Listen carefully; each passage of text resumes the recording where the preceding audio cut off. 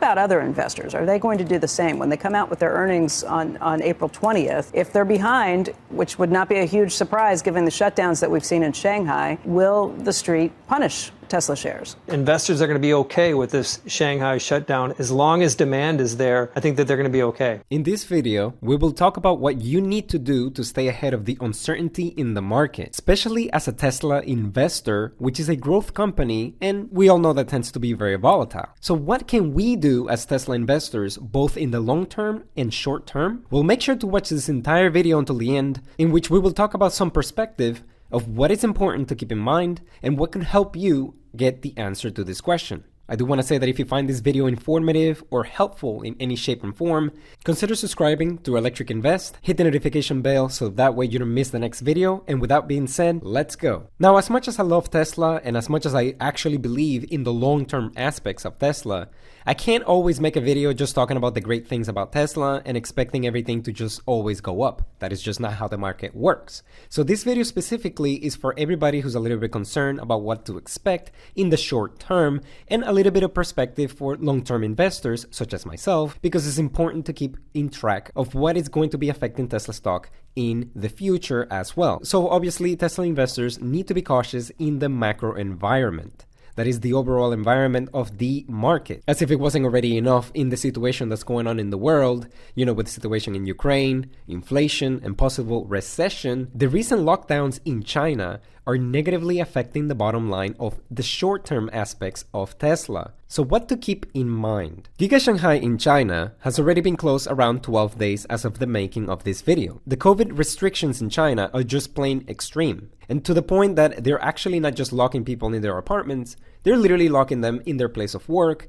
Nobody can go to work, nobody can do anything. And the takeaway is that Tesla is being affected pretty significantly. As of February of 2022, Giga Shangai has surpassed over 2,690 Teslas produced per day. That is a metric that I'm going to be using for the significance of this video. The production may have slightly gone over the 2,690, but for the sake of the math in this video, I'm gonna continue to use this daily production number. So if we take those 12 days as of right now, we can estimate that Tesla has already lost approximately 32,280 units. That is how many Teslas were not being able to produce out of Giga Shangai approximately. Now, if the lockdowns remain throughout the rest of April, using the same run rate, we can already see that Giga Shangai would potentially run behind in a total of over 51,110 units. Now, this is just an estimation. It does not necessarily mean that Tesla is going to lose that many units in Shanghai, but it is definitely something that as a Tesla investor, I can't simply ignore. And it is important to at least keep in mind for the adjustments in the valuations.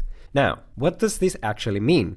Well, as of right now, initially, the biggest impact is going to be coming specifically from the inability of the consumers being able to purchase new EVs. The lockdowns are not just affecting production, they're also affecting the overall consumer market because you can't really buy anything if you're not even able to go outside. But the largest impact will be reflected in the second quarter of 2022, which could result in as much as 8 to 10% less units produced. Now, again, this is just an estimate based on the run rate numbers that we're seeing. Tesla Giga Shanghai could open tomorrow and it would be in the lower end or slightly lower, or it could be a case in which Tesla Shanghai remains closed even into May, which is something that I don't personally believe, but this is something to just give you a ballpark idea of what we could see. Now, on the bright side, we do have to keep in mind also that Tesla, in my last video when I explained, they're going to have explosive growth because of the new factories in Texas and also in Giga Berlin are already operational, and they're definitely going to be hedging on the positive side for the second quarter into the third quarter of the 2022 year. This is something that's going to definitely help a little bit in terms of Tesla's ability to continue to move upwards in the numbers of units they're going to be producing quarter over quarter. But in the short term, in particular, the second quarter, that's when you're going to see the biggest impact. But the volatility is definitely going to continue as of right now. Now, this is a message for long-term investors such as myself. If you're watching and you're a long-term investor, this is just a little bit of a recommendation that I have for you. You should continue to invest invest for the future execution with a 3 to 5 year horizon. Tesla has a lot of upside due to its incredible vertical integration in manufacturing and state-of-the-art electric vehicles at the largest scale that the market has ever seen. And as we know, this gives Tesla the biggest advantage here. But I must advise that we need to stay away from margin investing or leverage positions such as short-term or mid-term call options or anything that could pretty much jeopardize our ability to have a profit,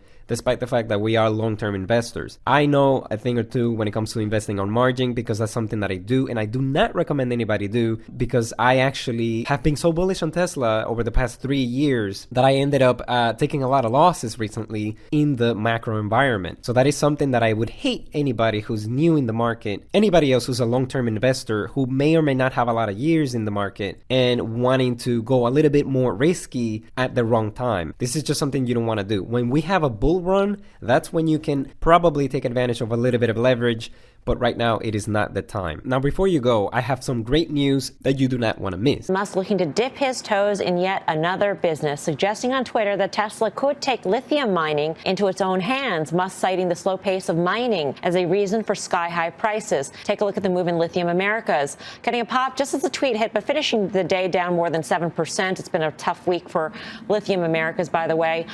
Jeff Mills, it seems crazy at first, but then you think, you know what, he's just solidifying all his supplies. I mean, if you're going to make chips and you're going to program cars, why not have the raw materials in lithium? As most of you in the electric vehicle investing world know, batteries are essential to determine whether or not Tesla or any other EV company will be able to succeed. Now, we just had news that Tesla is serious about entering the lithium mining business at large scale.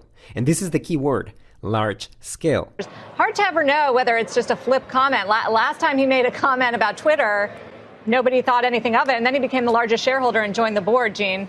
So what do you think about Tesla getting into the mining business? I was not surprised to see Elon get involved with Twitter, and this is something that seems like it's just kind of a frivolous headline from Friday afternoon, but it's really important to understand the dynamic between Tesla and traditional auto. This is true vertical integration, not only taking it from the point of how the manufacturing facility played out, what they did yesterday at Giga Texas, but going to getting, these are not rare elements, but getting elements and getting contracts on those. They've been doing that for a long time.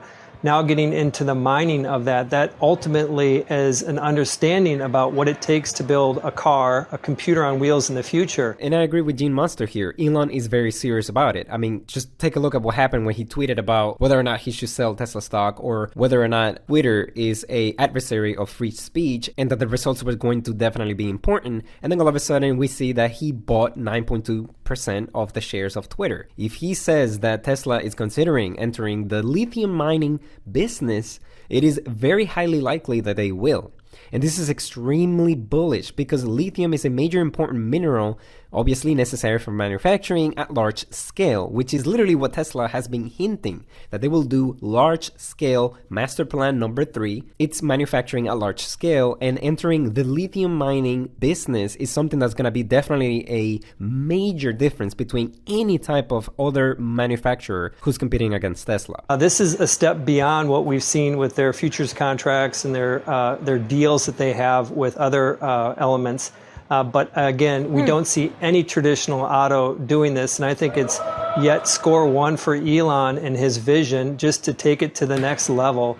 And I think you're going to see this. I think there's a high probability that they ultimately go there. We also know that Tesla definitely has the capital to enter this type of business. They have at the very least over $18 or $19 billion right now to be able to enter in this market. And it will definitely secure Tesla's ability to produce every single Tesla that they actually want to do. And we already know that with the new factories, despite the lockdowns in China, the projected goal for the Gigafactory in Texas is 500,000 units per year. Tesla could definitely achieve that within 2022 just from Texas alone. Shandong and also Berlin, putting it at an additional 1 million vehicles. And right now the consensus is at least 1.4 million for 2022, but I believe is in the upper end of 1.9, but it could be a conservative 1.7. That is only because I also believe that Tesla, now that we have this new information about the lithium mining, that Tesla will definitely have something by the end of the year to secure that. And also remember that Tesla has a long-term contract of over 5 years, which is another advantage that Tesla has over its competitor. They're probably going to miss 30 days of production from Shanghai. That is about 40,000 vehicles. If you put that in the context of the quarter, that's about 8% of the quarter, the 8% of the June quarter, really talking about the June quarter here. If you look at it in a full year context, assuming that the production works itself out, you're looking at a 2% headwind. And so it is something that needs to be factored in. I think what's much more important is just the simple demand. And if investors are going to be okay with this Shanghai shutdown, as long as demand is there, I think that they're going to be okay. Is that we look at Tesla demand across 8 countries, all of their different models, and this is as of this week, the average wait time is 4.5 months. Now, to do the same exercise with traditional car makers is difficult because they don't quote lead time, so you have to go through a dealer network. So we called 5 dealers. It was a small number, but in the U.S. this week, and the average lead time was 2 months. And so what we're seeing is let's put some weight in the few calls that we did, and obviously we can have good visibility with Tesla, is that their demand essentially is 2x what traditional auto is. And I think that that speaks to that investors are going to be okay with this Shanghai shutdown. As long as demand is there, I think that they're going to be okay.